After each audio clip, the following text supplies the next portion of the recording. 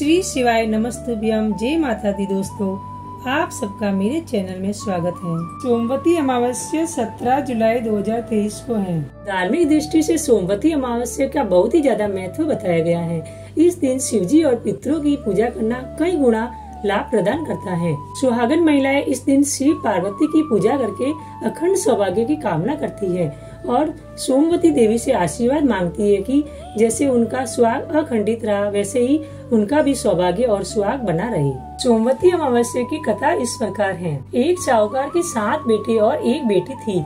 इनके घर अक्सर एक ब्राह्मण भिक्षा मांगने आता था।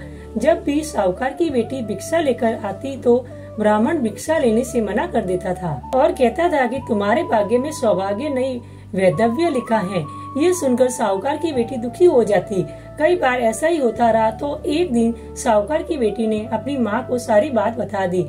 कैसे एक ब्राह्मण भिक्षा मांगने आता है और उससे भिक्षा लेने से मना कर देता है। साहूकार की पत्नी ने अपनी बेटी से कहा कि अगली बार जब भी वह भिक्षुक आए तो मुझे बताना। एक दिन वह भिक्षुक द्वार पर आया। उस समय साहूकार की पत्नी दरवाजे से पीछे छुपकर सब बातें सुनने लगी। वही हुआ जैसा हमेशा होता रहा। भिक्षुक ने भिक्षा लेने से मना कर दिया और कहा कि तुम्हारे भाग्य में सुहाग नहीं विधवा होना लिखा है। इस बात को सुनकर साहूकार की पत्नी दरवाजे की ओर से बाहर निकलकर भिक्षुक से कहने लगी कि एक तो हम भिक्षा दे रहे हैं, ऊपर से आप हमें अशुभ बात कह रहे हैं। ब्राह्मण ने कहा कि मैं जो कह रहा हूँ यह सच है। आपकी बेटी के भाग्य में ऐसा ही लिखा है। जब विवाह के समय आपकी बेटी फेरे ले रही होगी उसी समय सांप आकर इसके पति को काट लेगा और वह विधवा हो जाएगी। ब्राह्मण की बातें सुनकर साहूकार की पत्नी दुखी हुई, लेकिन फिर ब्राह्मण से बोली कि अगर आपको ये पता है कि ये विधवा होगी तो आपको ये भी पता हो सकता है कि इसके सुहाग की रक्षा कैसे होगी। साहूकार की पत्नी के ऐसा पूछने पर ब्राह्मण ने कहा कि यहाँ से काफी दूर पर एक गांव है जहाँ पर एक सोना धोबिन रहती है। वह हर सोमवती अमावस्या को व्रत रखती है। इससे उसका सुहाग अटल है। अगर वह आकर अपना सुहाग आपकी बेटी को देगी तो इसका वैधव्य टल सकता है। ब्राह्मण की बात सुनकर साहूकार की पत्नी ने ब्राह्मण का धन्यवाद किया और वह सोना धोबिन की तलाश में निकल गई। एक दिन वह सुबह धूप की वजह से एक पीपल की छाया में बैठकर सुस्ता रही थी। तभी उसने देखा कि एक सांप आया और उस पीपल के पेड़ पर गरुड़ के बच्चों को खाने के लिए पेड़ पर चढ़ने लगा। साहूकार की पत्नी ने उस सांप को मार दिया और गरुड़ के बच्चों की रक्षा की। इतने में गरुड़ भी वहां आ गया और देखा कि आसपास खून फैला है। गरुड़ को लगा कि साहूकार की पत्नी ने उसके बच्चों को नुकसान पहुंचाया है, इसलिए गरुड़ ने उस पर हमला कर दिया।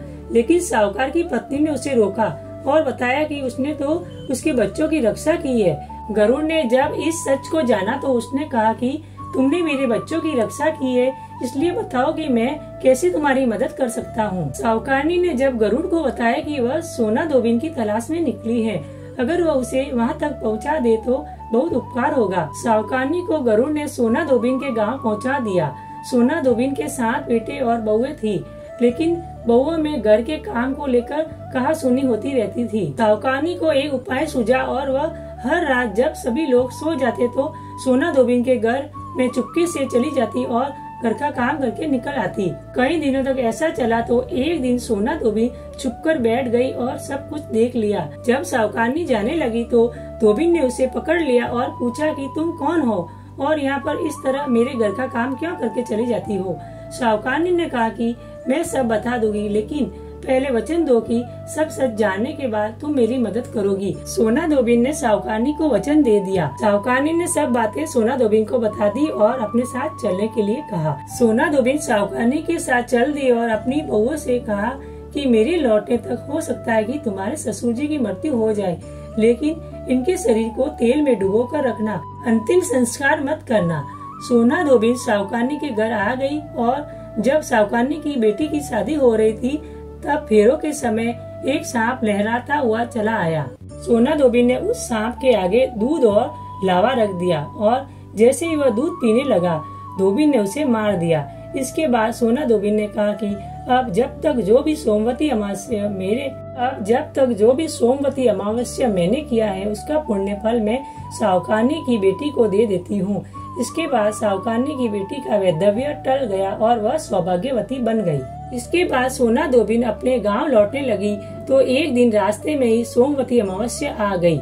धोबन ने इस दिन व्रत रखा और पीपल की पूजा की, कथा पाठ किया। इस बीच सोना धोबिन के पति की मृत्यु हो गई थी। जब वह घर लौटी तो उसने अपने रास्ते में किए सोमवती अमावस्या का पुण्य अपने पति को दे दिया। इससे उसका मरा हुआ पति फिर से जीवित हो उठा। लोगों ने जब सोना धोबिन से पूछा कि तुमने अपने मरे हुए पति को कैसे जीवित कर लिया, तो उसने बताया कि उसने सोमवती अमावस्या के व्रत के प्रभाव से अपने पति को जीवित कर लिया है। आशा करती हूँ कि आपको मेरी वीडियो पसंद आई हो तो लाइक शेयर जरूर कीजिए और अगर आप मेरे चैनल पर पहली बार आए हैं तो सब्सक्राइब करना ना भूले और बेल बटन को प्रेस करें।